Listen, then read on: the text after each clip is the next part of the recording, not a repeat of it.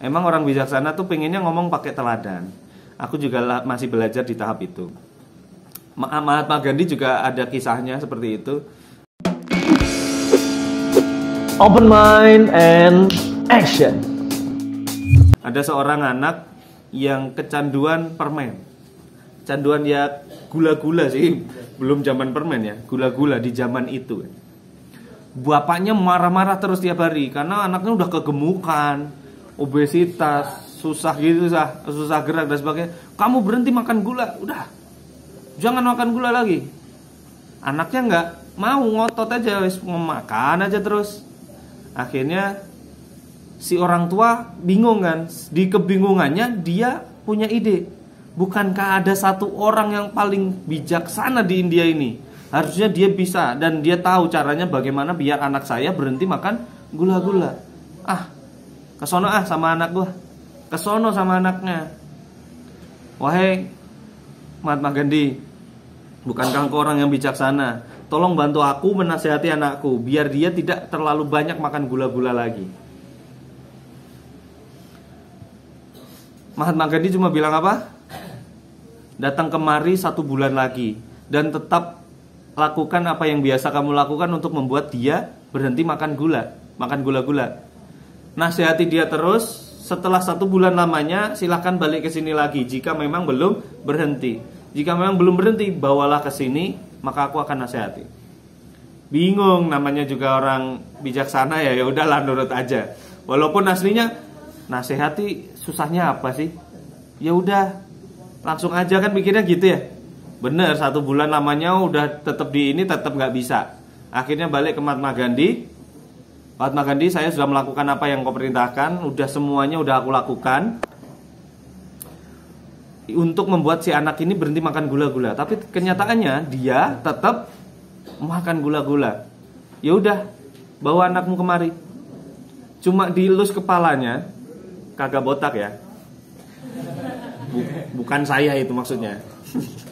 Kalau botak kan jadinya saya. Dielus kepalanya, Mahatma Gandhi cuma bilang, "Nak, mulai sekarang berhenti terlalu banyak makan gula-gula ya, Nak."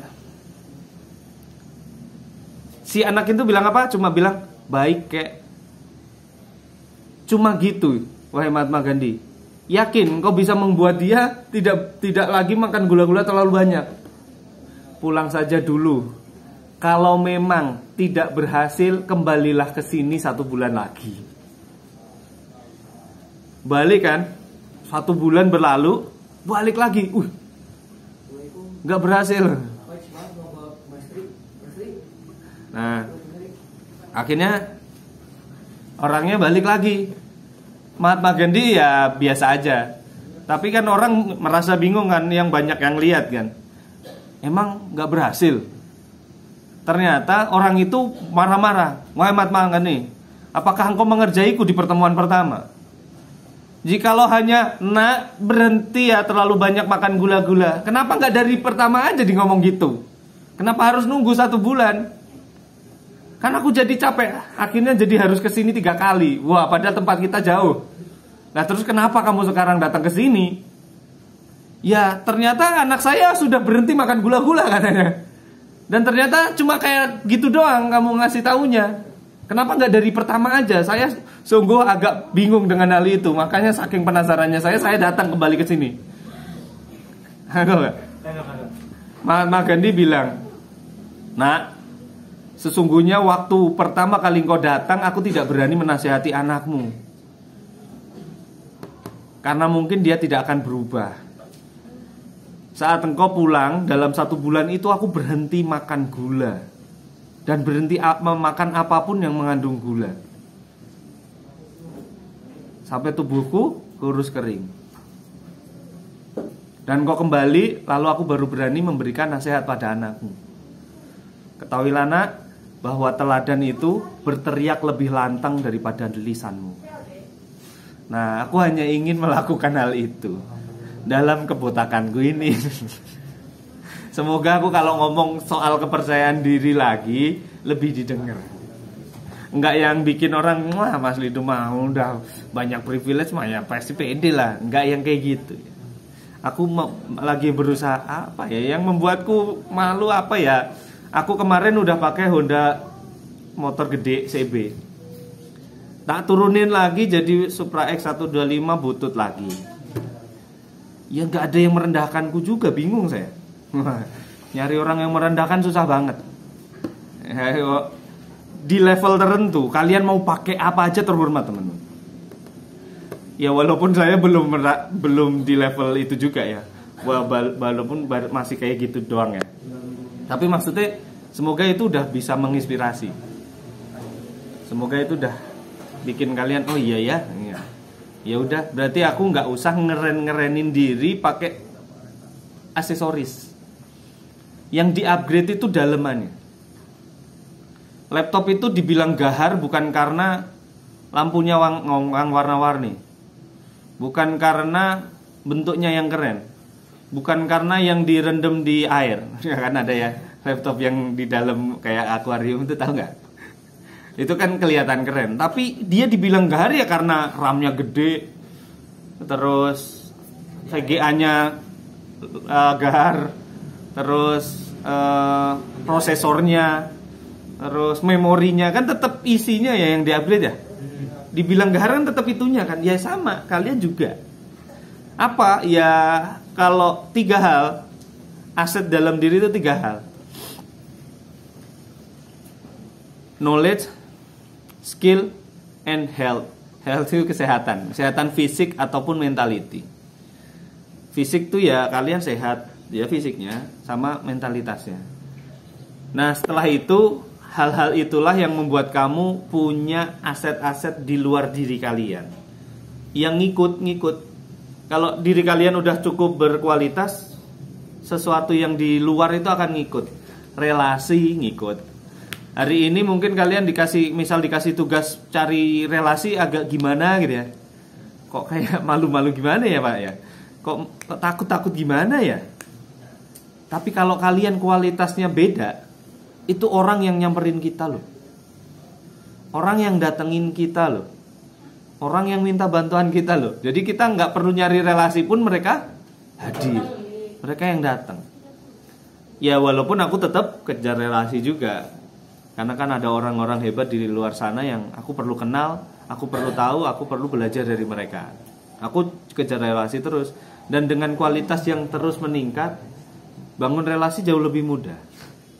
Walaupun saat aku dulu masih blow on dalam tanda kutip, bangun relasi juga alhamdulillah tahu caranya. Salah satunya aku belajar dari Pak Tung de Semaringin.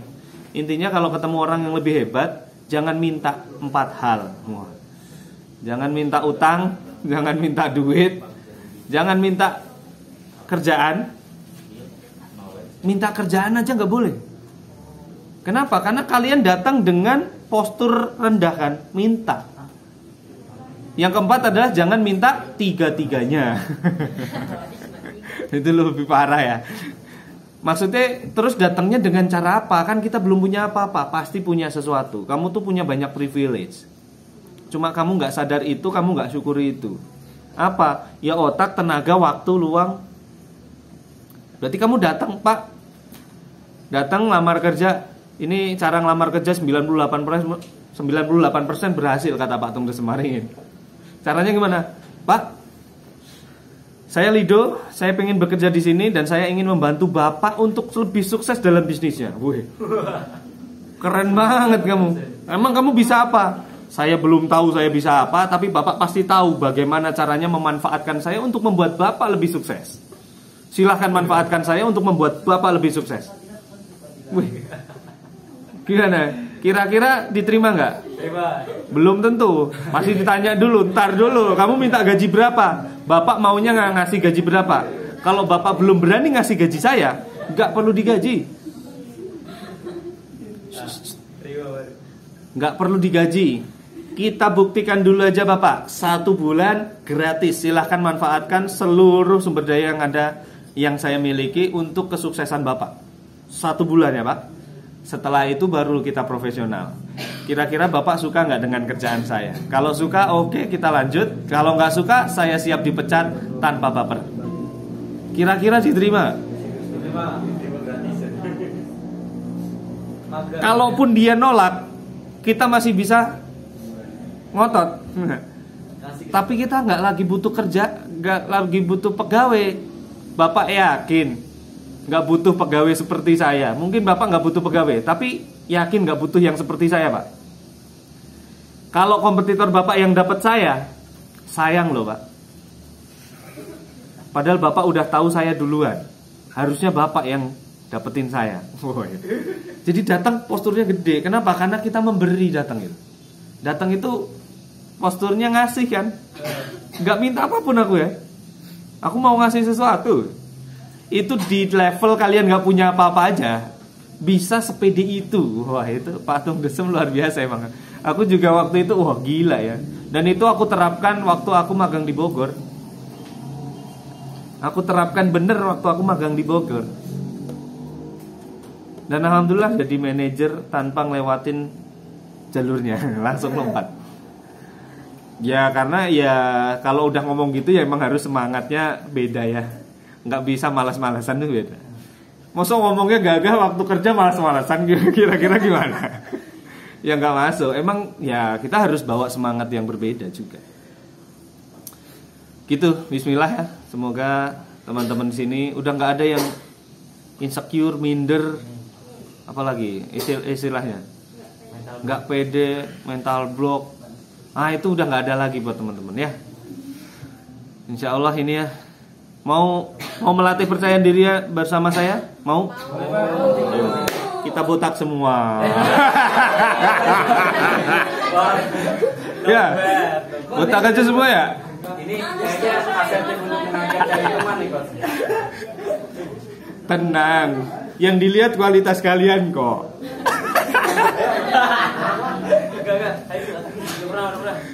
Udah pernah ya, ya sudah. Mungkin kalian memang belum selevel saya, nggak apa-apa.